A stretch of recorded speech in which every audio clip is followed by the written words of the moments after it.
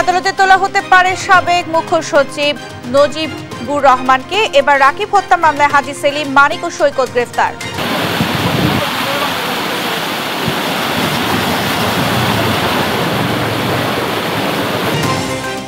বানের পানিতে ভাসছে শেরপুর, ময়মনসিংহে আরো অবনতি। ভোলায় জলাবদ্ধতায় নষ্ট হচ্ছে ফসল, দুর্ভোগে পানিবন্দী মানুষ।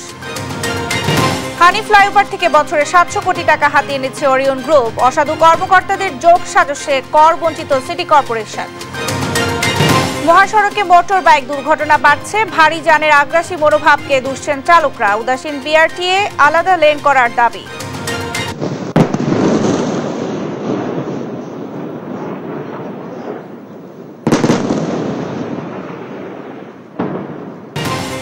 এবং গাজা ইসরায়েলি আগ্রাসনের 1 বছর আজ। 41,000 শহীদের রক্তে ভিজল ফিলিস্তিন, যুদ্ধ বন্ধে দেশে দেশে বিক্ষোভ। সাবেক প্রধানমন্ত্রীর কার্যালয়ের মুখ্য সচিব ও এনবিআরের সাবেক চেয়ারম্যান নজিবুর রহমানকে গ্রেফতার করেছে ঢাকা মহানগর গোয়েন্দা পুলিশ। রোববার রাতে রাজধানীর রমনা এলাকা থেকে তাকে গ্রেফতার করা হয়। এই তথ্য নিশ্চিত করেছে ঢাকা মেট্রোপলিটন পুলিশ। গ্রেফতার নজিবুর রহমানকে আজ আদালতে সোপর্দ করা হবে বলে জানিয়েছেন ডিবি প্রধান রেজাউল করিম মল্লিক। তবে তাকে কোন মামলায় গ্রেফতার করা হয়েছে প্রাথমিকভাবে জানাননি তিনি। 2015 সালে এনবিআর চেয়ারম্যান ও অভ্যন্তরীণ সম্পদ বিভাগের সচিব হিসেবে নিয়োগ পান নজিবুর রহমান। 2017 সালের 31 ডিসেম্বর তাকে প্রধানমন্ত্রীর কার্যালয়ের মুখ্য সচিব করা হয়। 2019 সালে 30 ডিসেম্বর চাকুরি থেকে অবসরোত্তর ছুটিতে যান এই কর্মকর্তা। তার বাড়ি সুনামগঞ্জ জেলার ছাতকে।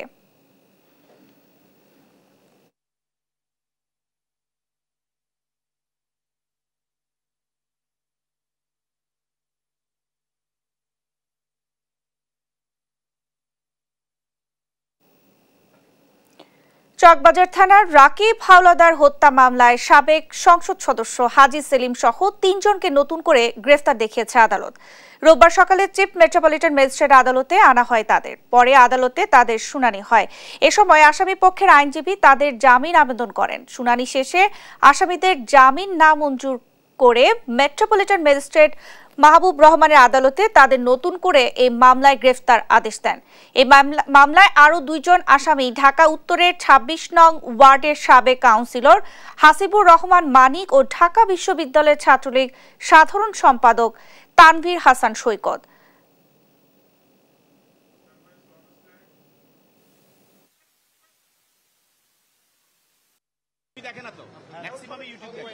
লালবাগ এলাকার আপনারা জানেন ত্রাস সাবেক অবৈধ এমপি হাজী সেলিম এবং আরেকজন কমিশনার ওই লালবাগের হাসিবুর রহমান মানিক এবং আরেকজন তানভীর আলম সৈকত, এই 3 জনকে আজকে তদন্তকারী কর্মকর্তা একটি হত্যা মামলায় বিজ্ঞ আদালতে উপস্থাপন করেন। তদন্তকারী কর্মকর্তার দরখাস্তর গুণাগুণের উপর ভিত্তি করে তাদেরকে আজকে এই মামলায় গ্রেপ্তার দেখে জেল হাজতে প্রেরণ করেন। অধস্থন আদালতে আজ বেশ কয়েকটি গুরুত্বপূর্ণ মামলার শুনানির কথা রয়েছে। এই মুহূর্তে সেখানে আছেন সহকর্মী ফজলে আদিত্য, সরাসরি যুক্ত হব তার সঙ্গে। আদিত্য, কোন কোন মামলার শুনানি হয়েছে এ পর্যন্ত, আর কোনো হেভি ওয়েট আসামিকে কি আনা হয়েছে আদালতে? বিস্তারিত জানাবেন। যেমনটি বলছেন ন্যান্সি যে কি কি মামলা হয়েছে, আজকে সকাল থেকে কিন্তু বেশ কয়েকটি মামলার শুনানি হয়েছে। এর মধ্যে যেটি উল্লেখযোগ্য সেটি হচ্ছে নাজিমউদ্দিন রোডে রাকিবুল হাওলাদার হত্যা মামলা। সেই হত্যা মামলায় কিন্তু চকবাজার থানায় একটি হত্যা মামলা করা হয়। সেই হত্যা মামলায় হাজী মোহাম্মদ সেলিমকে কিন্তু আজ সকালে মেট্রোপলিটন ম্যাজিস্ট্রেট মাহবুবুর রহমানের আদালত বেঞ্চে তোলা হয় এবং সেই আদালত বেঞ্চে তোলার পরবর্তীতে 2 পক্ষের শুনানি শুনে আদালত কিন্তু তাদেরকে নতুন করে গ্রেফতার দেখিয়ে সেই মামলায় কারাগারে প্রেরণের নির্দেশ দেয়। আপনাকে একটি জিনিস জানিয়ে দিতে চাই যে দুই পক্ষে আসামি পক্ষ কিন্তু এই রাকিবুল হত্যা মামলা কিন্তু জামিনের আবেদন করেন হাজী সেলিমের পক্ষ থেকে, কিন্তু সেই মামলায় কিন্তু তাকে জামিন নামঞ্জুর করে নির্দেশ দেয় কারাগারে পাঠানো। তবে আপনাকে একটি জানিয়ে দিতে চাই যে হাজী সেলিম সহ যে 2 জন রয়েছে সেই 2 জন হচ্ছে লালবাগ 26 নং ওয়ার্ড, সেই ওয়ার্ডের যে কাউন্সিলর মানিক এবং হচ্ছে ঢাকা বিশ্ববিদ্যালয় ছাত্রলীগের নেতা তানভীর হাসান সৈকতকে এই মামলায় নতুন করে গ্রেফতার দেখানো হয়েছে। আপনাকে আরেকটি জিনিস জানিয়ে দিতে চাই যে গতকালকে রাতে কিন্তু সাবেক বন ও পরিবেশ মন্ত্রী সাবের হোসেন চৌধুরীকে কিন্তু গ্রেফতার করা হয় তার গুলশান বাসভবন থেকে, এবং পরবর্তীতে কিন্তু স্বরাষ্ট্র সচিবকেও কিন্তু গ্রেফতার করা হয়। তবে এখন পর্যন্ত আমরা এটা জানতে পারিনি যে কোন মামলায় তাদেরকে গ্রেফতার করা হয়েছে। তবে আমরা জানি যে তাদেরকে দুপুর নাগাদ কিন্তু এই সিএমএম কোর্ট প্রাঙ্গণে কিন্তু আনা হবে, এবং আনার পর দুপক্ষ শুনানি শেষে কিন্তু আদালতে নির্দেশ দেওয়া হবে। সেই নির্দেশের জন্য হয়তো আমাদের অল্প কিছুক্ষণ অপেক্ষা করতে হবে। এছাড়া আপনাকে আরেকটা জিনিস জানিয়ে দিতে চাই যে রমনায় কিন্তু সাবেক প্রধানমন্ত্রীর সাবেক মুখ্য সচিব তাকেও কিন্তু গ্রেফতার করা হয়েছে মহানগর গোয়েন্দা পুলিশ, এবং তাকেও কিন্তু আজকে কিন্তু আদালত প্রাঙ্গণে আনার কথা রয়েছে, এবং কোন মামলায় তাকে গ্রেফতার করা হয়েছে আমরা তারা পরবর্তীতে কিন্তু জানতে পারবো। তবে এখন পর্যন্ত কিন্তু বেশ কয়েকটি হেভি ওয়েট প্রার্থী যারা আওয়ামী লীগের প্রার্থী ছিলেন এবং সাবেক সংসদ সদস্য ছিলেন এবং নেতৃবৃন্দ ছিলেন, তাদের অনেকে কিন্তু আজকে আদালত প্রাঙ্গণে আনা হয়েছে, এবং আদালত প্রাঙ্গণে আর দুপুরের মধ্যে কিন্তু বাকিদের কিন্তু আদালত প্রাঙ্গণে আনা হবে। এই ছিল আমার কাছে সর্বশেষ তথ্য আদালত প্রাঙ্গণ থেকে। ন্যান্সি। আদিত্য, আপনাকে ধন্যবাদ। দর্শক, আদালত প্রাঙ্গণ থেকে আমাদের সঙ্গে যুক্ত হয়েছিলেন সহকর্মী ফজলে আদিত্য। ময়মনসিংহের হালুয়াঘাট, ধোবাউড়া এবং ফুলপুর উপজেলায় বন্যা পরিস্থিতির আরও অবনতি হয়েছে। নেত্রকোনা ও শেরপুরে পানি কমলেও পানিবন্দী রয়েছেন লাখো মানুষ। ময়মনসিংহে উজান থেকে আসা পানিতে নতুন নতুন এলাকা প্লাবিত হচ্ছে। পানিবন্দী হয়ে আছেন 1.5 লক্ষাধিক মানুষ। ঘরবাড়িতে পানি উঠায় রান্নাবান্না বন্ধ, দেখা দিয়েছে সুপেয় পানির সংকট। নেত্রকোনায় অতি ভারী বৃষ্টিপাত আর উজানের ঢলে দুর্গাপুর, কমলাকান্দার পর পূর্ব ধলা উপজেলায় জারিয়া, ঘাগড়া ও ধলামুলগাঁও ইউনিয়নের 18টি গ্রাম প্লাবিত হয়েছে। জেলায় এখন 43 গ্রামের 28,000 মানুষ পানিবন্দী হয়ে পড়েছে। শেরপুরে কয়েকটি নদীর পানি কমতে শুরু করলেও এখনো পানিবন্দী লাখো মানুষ। নালিতাবাড়ি ও ঝিনাইঘাটির বেশিরভাগ এলাকা যোগাযোগ বিচ্ছিন্ন ও বিদ্যুৎহীন রয়েছে। বন্যার পানিতে এ পর্যন্ত প্রাণ গেছে 8 জনের। বন্যা কবলিত এলাকায় দেখা দিয়েছে ডায়রিয়া, নিউমোনিয়া সহ নানা রোগবালাই। এদিকে ভারী বর্ষণে জামালপুরের পুরাতন ফেরিঘাট এলাকায় ব্রহ্মপুত্র নদের শহর রক্ষা বাঁধে ভাঙন দেখা দিয়েছে। এ কারণে জামালপুর ময়মনসিংহ মহাসড়ক, সেতু, বসতবাড়ি সহ অনেক স্থাপনা ভাঙনের ঝুঁকিতে পড়েছে।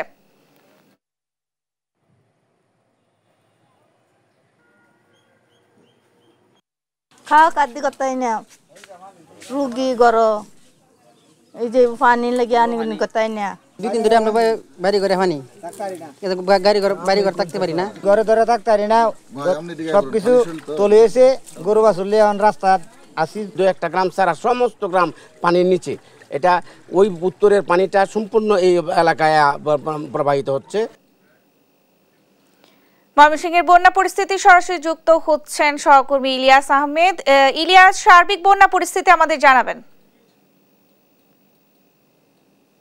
প্রতিনিয়ত নতুন নতুন এলাকা প্লাবিত হচ্ছে এবং মানুষের যে ভোগান্তি সেটি কিন্তু চরম পর্যায়ে পৌঁছেছে। ইতিমধ্যেই জেলা প্রশাসন থেকে নতুন করে বিভিন্ন এলাকা প্লাবিত হওয়ার খবর কিন্তু নিশ্চিত করেছেন। অর্থাৎ তারা বলছেন যে প্রায় 2 লক্ষাধিক মানুষ কিন্তু ইতিমধ্যেই পানিবন্দী হয়ে পড়েছেন এবং তাদের খাবার সংকটের বিষয়টি তারা বিবেচনায় নিয়ে 63 মেট্রিক টন অর্থাৎ ময়মনসিংহের দুবাউড়া, ফুলপুর এবং হালুয়াঘাট উপজেলার বানবাসী মানুষের জন্য 63 মেট্রিক টন চাল বরাদ্দ করেছেন এবং নগদ 7 লক্ষ টাকা তারা কিন্তু বরাদ্দ প্রদান করবেন বলে সেটি তারা নিশ্চিত করেছেন। ইতিমধ্যেই আমরা দেখেছি যে ময়মনসিংহের দুবাউড়া এলাকায় বেশিরভাগ মানুষই কিন্তু সরকারি কোনো ধরনের সহযোগিতা তারা পাননি এবং সেই বিষয়টি নিয়ে তারা ক্ষোভ প্রকাশ করেছেন।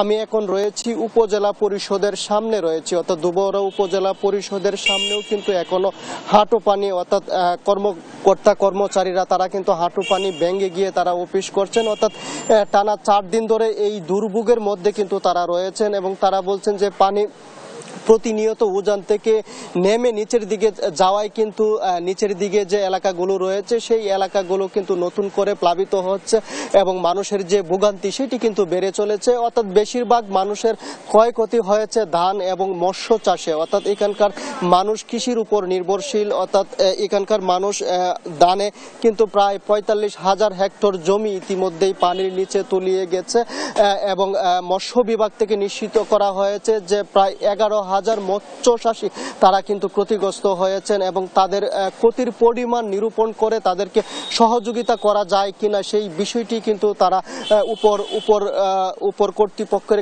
বরাবর আবেদন করে কিন্তু সেই বিষয়টি তারা জানাবেন। এবং মৎস্য চাষী এবং যারা কৃষক রয়েছেন তারা বলছেন যে সরকারি সহযোগিতা যদি তারা না পান তাহলে একেবারেই তারা কিন্তু আর ঘুরে দাঁড়াতে পারবে না, সেই বিষয়টি তারা বলছিলেন। এবং প্রশাসনের পক্ষ থেকে বলা হচ্ছে বারবার যে তাদেরকে বিভিন্নভাবে সহযোগিতা করা যায় কিনা সেই বিষয়টি কিন্তু তারা চিন্তা ভাবনা করছেন এবং মন্ত্রণালয় বরাবর কিন্তু তারা আবেদন ইতিমধ্যেই পাঠিয়েছেন এবং মানুষের ভোগান্তি নিরসনে তারা সাময়িকভাবে মানুষের পাশে দাঁড়ানোর চেষ্টা কিন্তু তারা করছেন বলে আমাদেরকে জানিয়েছেন। যদিও আমরা বিভিন্ন এলাকায় এখন পর্যন্ত অর্থাৎ সকাল থেকে বিভিন্ন এলাকায় গিয়েছি এবং কোনো এলাকা সকলেই কিন্তু বলছেন যে তারা কিন্তু এখনো পর্যন্ত প্রশাসন এবং স্বেচ্ছাসেবী এবং রাজনৈতিক নেতৃবৃন্দের কাছ থেকে এখনো পর্যন্ত কিন্তু তারা কোনো ধরনের সহযোগিতা পাননি এবং তাদেরকে সহযোগিতার আহ্বান কিন্তু তারা জানিয়েছেন। এই ছিল আমার কাছে ময়মনসিংহের বন্যা পরিস্থিতি নিয়ে সর্বশেষ।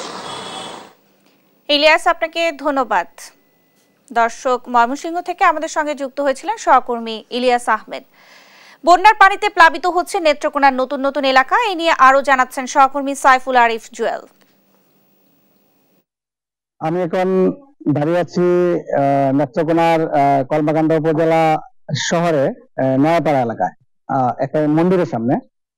এখানে একটি মন্দির আমরা দেখতে পাচ্ছি পেছনে আছে, যেখানে এই প্রতিমাগুলা তৈরি করা হয়েছে। আর দুদিন পরেই পূজা, কিন্তু এখন পর্যন্ত তারা এই যে উদ্দাখালী নদীর পানি প্রবাহিত হয়ে এই মাঠটা অলরেডি প্রবাহিত হয়ে আছে। তো তারা যারা পূজারীরা আছেন তারা বলছেন যে এই পানির কারণে তারা কোনো কাজকর্ম করতে পারছেন না, প্যান্ডেল সাজিয়ে রেখেছেন, কোনো কাজকর্ম বন্ধ। যদি পানি সরে না যায় তাহলে পূজা কার্যক্রম তারা করতে পারবেন না, খুবই অসুবিধার মধ্যে আছে। এবং আশপাশে যে এই শহর ঘেঁষা, এই নদী ঘেঁষা যে আশপাশে যে বাড়িঘর গুলো আছে এগুলোতেও গতকালকে পানি ছিল।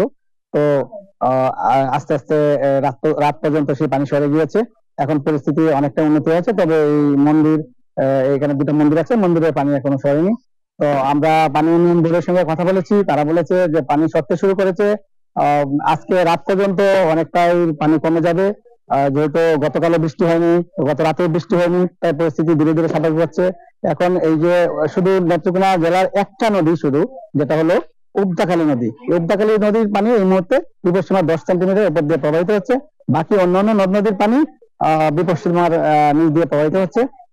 আর এই যে এই কৃষি তথ্য মতে আমরা জেনেছি যে জেলায় 17,535 হেক্টর রূপা আমন ধান তলিয়ে গেছে। তো এগুলো যদি দ্রুত পানি সরে যায়, আগামী 2-1 দিনের মধ্যে যদি সমস্ত পানি সরে যায় তাহলে আর তেমন কোনো ক্ষতি হবে না। আর 67 হেক্টর সবজি তলিয়ে গেছে, পানি সরে গেলে সেগুলো ক্ষয়ক্ষতি অনেকটা কমে যাবে। আর এই পর্যন্ত আমরা 3টি উপজেলায় কলমাকান্দা, দুর্গাপুর এবং পূর্বদলায় এই যে পানি প্রবাহিত হয়ে দলের পানি এবং বৃষ্টির যে পানিতে মানুষের বাড়িঘরে নিচু এলাকায় প্রবাহিত হয়েছে, অনেক বাড়িঘরে পানি প্রবেশ করায় মানুষ আশ্রয় কেন্দ্রে প্রবেশ করেছে। তাদেরকে জেলা প্রশাসনের পক্ষ থেকে ত্রাণ সহায়তা দেওয়া হয়েছে এবং জেলা প্রশাসক জানিয়েছেন পরিস্থিতি স্বাভাবিক হয়ে আসছে, প্রয়োজনে আরো ত্রাণ সহায়তা দেওয়া হবে। এই পর্যন্ত ছিল আমার কাছে এখন পর্যন্ত সর্বশেষ। একে তো নির্মাণ ব্যয় কয়েক গুণ বাড়িয়ে রাষ্ট্র থেকে হাতিয়েছে হাজার কোটি টাকা, অন্যদিকে বিনিয়োগ ছাড়াই মেয়র হানি ফ্লাইওভার থেকে বছরে 700 কোটি টাকা লোপাট করছে ওরিয়ন গ্রুপ। প্রতিষ্ঠানটির কর্ণধার ওবায়দুল করিম ও কয়েকজন অসাধু কর্মকর্তার যোগসাজশে শত কোটি টাকার কর বঞ্চিত হচ্ছে সিটি কর্পোরেশন। বেশিরভাগ পরিবহনের রসিদ ছাড়াই আদায় করা হচ্ছে টোল, যার প্রমাণ পেয়েছে দেশ টিভির অনুসন্ধানী টিম। অভিযোগের সত্যতা পেলে কঠোর ব্যবস্থা নেওয়ার হুঁশিয়ারি নগর কর্তৃপক্ষের। শাহাদাত তিশাদের ধারাবাহিক প্রতিবেদনের আজ প্রথম পর্ব। মেয়র হানিফ ফ্লাইওভার থেকে প্রতি বছর প্রায় 700 কোটি টাকা অবৈধভাবে পকেটে পুরছে ওরিয়ন গ্রুপ। দেশ টিভির অনুসন্ধানে ধরা পড়েছে বড় অঙ্কের অর্থ লুটপাটের তথ্য। সড়ক ও জনপথের হিসেব বিভাগের তথ্য মতে মেয়র হানিফ ফ্লাইওভার দিয়ে প্রতি ঘন্টায় গড়ে গাড়ি চলে 8,000 থেকে 10,000, দিনে যা দাঁড়ায় 1.5 লাখের বেশি। সে হিসেবে বছরে টোল আদায় হওয়ার কথা 1000 থেকে 1200 কোটি টাকা, কিন্তু ওরিয়ন হিসেব দিচ্ছে বছরে টোল আদায় হয় 140 থেকে 178 কোটি টাকা। বাকি অর্থ লুটে নিচ্ছে ওরিয়ন গ্রুপ। হিসেবের গরমিল নিয়ে অনুসন্ধানে দেশ টিভি। সরজমিনে দেখা যায় ফ্লাইওভার ব্যবহারকারী গাড়ি থেকে ডিজিটালি টোল আদায়ের কথা থাকলেও চিত্র ভিন্ন। বেশিরভাগ গাড়ি থেকে কোনো ধরনের রসিদ ছাড়াই টোল আদায় করছে ফ্লাইওভারের কর্মীরা, যে টাকার কোনো হিসেব নেই।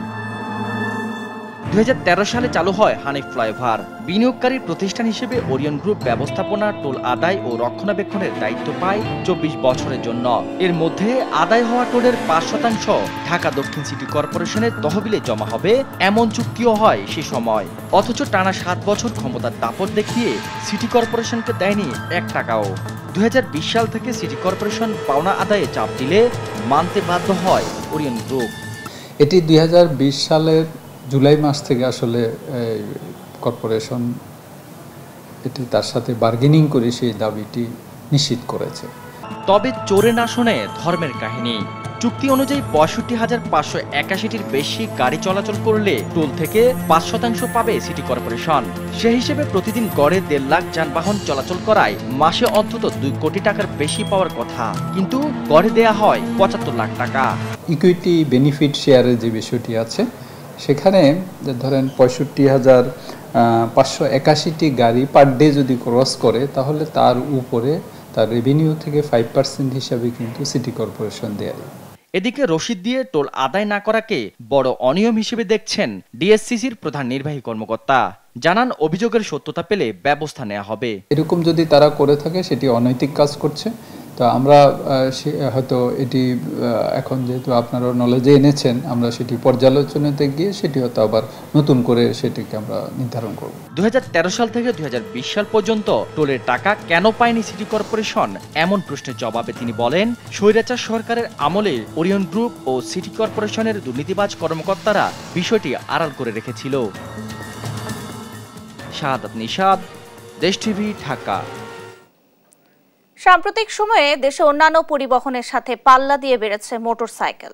ব্যক্তিগত যাতায়াত, সময় ও অর্থ বাঁচানো সহ নানা কারণে যুব সমাজ ঝুঁকছে বাইক ব্যবহারে। এদিকে বাইক চলাচলে সহায়তা করছে না ভারী যানবাহনের চালকরা। এতে প্রায়ই তাদের দুর্ঘটনার শিকার হতে হয়। সড়কে অসঙ্গতি নিয়ে শফিকুর রহমানের ক্যামেরায় বিস্তারিত জানাচ্ছেন কায়েস রাহাত।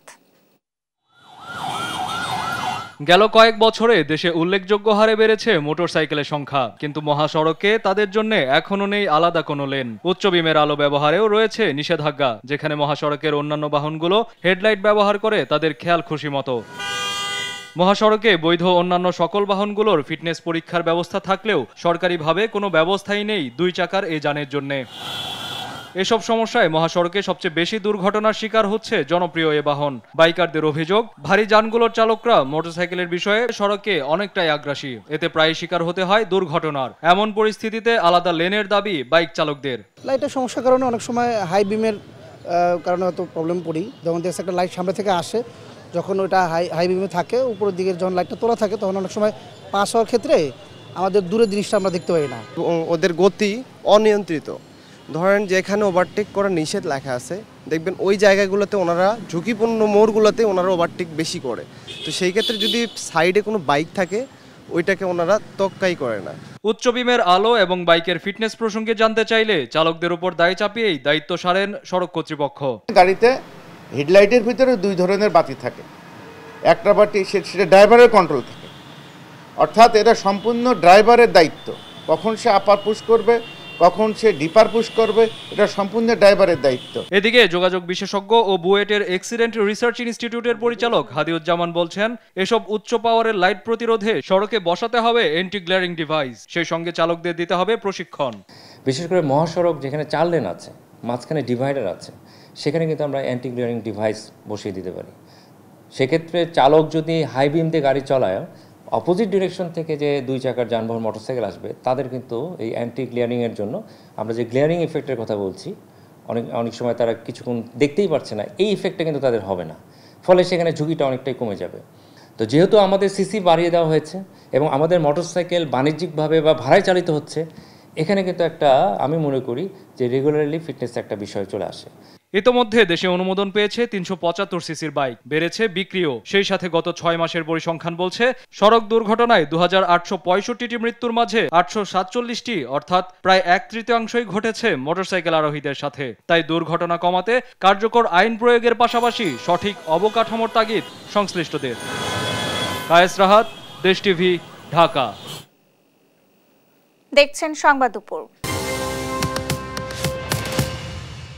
গোপালগঞ্জের মোচনা ইউনিয়ন পরিষদ চেয়ারম্যান 3 বছরে অফিস করেছেন মাত্র একদিন। তার দুর্নীতি ও স্বেচ্ছাচারিতা সহ নানা অনিয়মের কারণে ক্ষোভ জানিয়েছেন ওই ইউনিয়নের বাসিন্দা ও পরিষদ সদস্যরা। অভিযোগ রয়েছে তার বিরুদ্ধে কেউ কথা বললে তাকে চেয়ারম্যানের হাতুড়ি বাহিনীর অত্যাচার নির্যাতনের শিকার হতে হয়। জাবিরুল ইসলামের পাঠানো তথ্য ছবিতে বিস্তারিত জানাচ্ছেন ফারজান ইসলাম। 2021 সালে গোপালগঞ্জের মুকসুদপুর উপজেলার 13 নং মোচনা উপজেলা পরিষদের চেয়ারম্যান নির্বাচিত হন এমদাদ হোসেন মোল্লা। চেয়ারম্যান নির্বাচিত হলেও ইউনিয়ন পরিষদে যান না তিনি, পরিবার নিয়ে থাকেন ঢাকায়। মাঝে মধ্যে গ্রামে আসলেও নিজের বাড়িতেই ইউনিয়ন পরিষদের কার্যক্রম পরিচালনা করেন। এতে সব ধরনের সেবা থেকে বঞ্চিত হচ্ছেন ইউনিয়নের বাসিন্দারা। তার অনিয়ম এবং স্বেচ্ছাচারিতার বিরুদ্ধে কেউ কথা বললে লেলিয়ে দেয়া হয় হাতুড়ি বাহিনীকে, হতে হয় হামলা, মামলা ও নির্যাতনের শিকার। চেয়ারম্যানের সীমাহীন দুর্নীতি, অর্থ আত্মসাৎ, হাতুড়ি বাহিনী দিয়ে জমি দখল ও নির্যাতন এবং স্বেচ্ছাচারিতায় অতিষ্ঠ হয়ে সম্প্রতি বিক্ষোভ ও মানববন্ধন করে এলাকাবাসী। আর নিরুপায় হয়ে জেলা প্রশাসকের কাছে লিখিত অভিযোগ করেন ইউনিয়ন পরিষদের 12 সদস্যের মধ্যে 8 জন। এই পরিষদ তার স্বপ্ন দেখলাম না জীবনে, কেউ কোনো তার দেয় না। তার বাড়ি একটা সই আনবার গেলে দূর দূর নাই দেয় বাজান। চেয়ারম্যান সে পরিষদে চেয়ারম্যান পরিষদে আসবে, সে পরিষদে আসে না। একটা ছেলে মেয়ের জন্মবন্ধনের কাগজ করবার গেলে 5 বছর যাওয়ার লাগে। কেস মামলা, হামলা, জোরপূর্ব রাস্তা কাটা, রাত 2টা-3টের সময় মানুষকে হয়রানি করা, আর যেখানে মার্ডার না হয়েছে সেখানে মার্ডার, সে প্রতিটা গ্রামে 2টা খণ্ড করছে। জীবনের নিরাপত্তাহীনতার কারণে ইউনিয়ন পরিষদে যান না এমন খোলা যুক্তি দেখিয়েছেন অভিযুক্ত চেয়ারম্যান। সেটা যদি দিছে সেটা ডিসি অফিসে তদন্ত করে দেখুক যে আমি ভালো কি মন্দ, অমক তমক, এগুলো মুখে বললে তো আর হবে না। আমি এই 3 বছর ধরে কার্যক্রম কিভাবে করতেছি, তাইলে আমি বলেন। পরিষদে আমি ইউনিয়ন পরিষদে আমার উদ্যোক্তা সচিব ভাই, আমি তো কেন আমার জানের নিরাপত্তা কে দিবে ওখানে গেলে? এ ব্যাপারে তদন্ত করে ব্যবস্থা গ্রহণের আশ্বাস দেন জেলা প্রশাসক। গোপালগঞ্জ জেলার মুকসুদপুর উপজেলার মোচনা ইউনিয়নের যিনি চেয়ারম্যানের এমদাদ সাহেবের বিষয়ে আমার কাছে একটি অভিযোগ এসছে। তো সেই অভিযোগটির বিষয়ে আমরা তদন্ত করে বিধিমূলক ব্যবস্থা নেব। যদি তিনি অভিযোগে দোষী সাব্যস্ত হন, অবশ্যই তার বিরুদ্ধে ব্যবস্থা নেওয়া হবে। ইউনিয়নটির 9টি ওয়ার্ডে মোট ভোটার সংখ্যা 15,300 আর বাসিন্দা প্রায় 25,000 জন। নিউজ ডেস্ক, দেশ টিভি। বিশ্ব বসতি দিবস উপলক্ষে রাজশাহীতে বর্ণাঢ্য র্যালি ও আলোচনা সভা অনুষ্ঠিত হয়েছে। বিভাগীয় কমিশনার এবং রাজশাহী উন্নয়ন কর্তৃপক্ষ RDA যৌথভাবে এ আয়োজন করে। র্যালিটি সকালে বিভাগীয় কমিশনার কার্যালয় থেকে শুরু হয়ে রাজশাহী শিল্পকলা একাডেমিতে গিয়ে শেষ হয়। এরপর সেখানে তরুণদের অংশগ্রহণে আলোচনা সভা হয়। এতে বিভাগীয় কমিশনার দেওয়ান মোহাম্মদ হুমায়ুন কবির, রাজশাহী রেঞ্জের DIG, রাজশাহী মেট্রোপলিটন পুলিশের কমিশনার, রাজশাহী উন্নয়ন কর্তৃপক্ষ RDA এর চেয়ারম্যান বক্তব্য রাখেন। আগামী দিনে সবার জন্য টেকসই ও পরিকল্পিত আবাসন গড়ে তোলার গুরুত্ব তুলে ধরেন বক্তারা।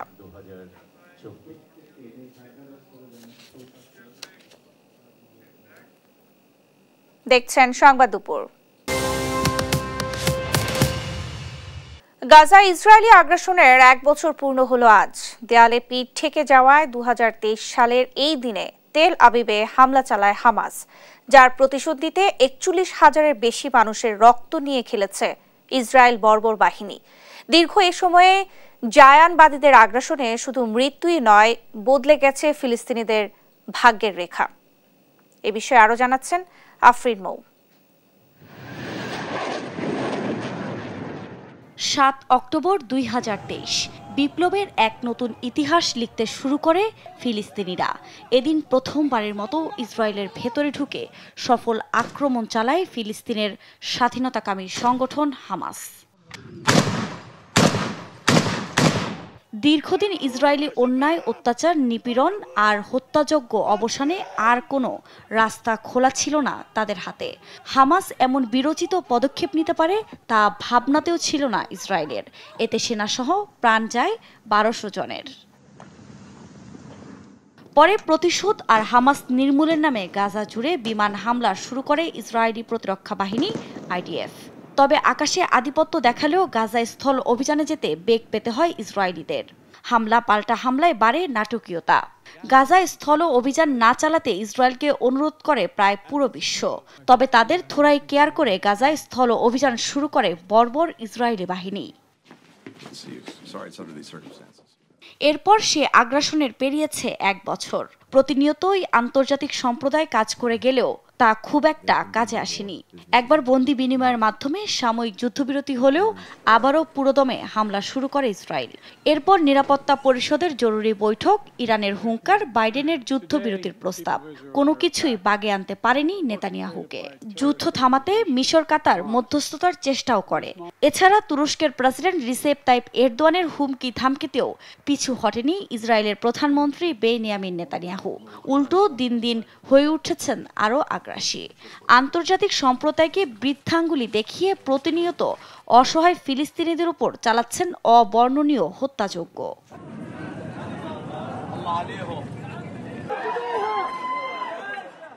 বিভিন্ন আন্তর্জাতিক গণমাধ্যমের প্রতিবেদনে বিভিন্ন সময় উঠে আসে নগ্ন আগ্রাসনের খবর। তথ্য বলছে 1200 মানুষের হত্যার বিনিময়ে গেল 1 বছরে হামাস নির্মূলের নামে গাজায় 41,800-র বেশি ফিলিস্তিনিকে হত্যা করেছে জায়ানবাদীরা। এর মধ্যে নারী শিশু রয়েছে অন্তত 17,000, আহত প্রায় 97,000। এছাড়া 300 সাহায্যকর্মী ও 138 সাংবাদিকও হারিয়েছেন প্রাণ। জাতিসংঘের তথ্য অনুযায়ী এখনো ধ্বংসস্তূপের নিচে চাপা পড়ে নিখোঁজ বহু মানুষ। ঘরবাড়ি হারিয়ে বাস্তুচ্যুত হয়েছে গাজার 19 লাখের বেশি বাসিন্দা। যারা জীবিত রয়েছেন তারা খাদ্য, পানি ও চিকিৎসার অভাবে ভুগছেন অপুষ্টিতে, কলেরা সহ বিভিন্ন রোগে। শুধু মানুষ মেরেই ক্ষান্ত হয়নি জায়ানবাদীরা, গাজাকে পুরো ধ্বংস করার মিশনে নেমেছে তারা। ইসরায়েলি বোমায় মাটির সঙ্গে মিশে গেছে 1/3 ঘরবাড়ি।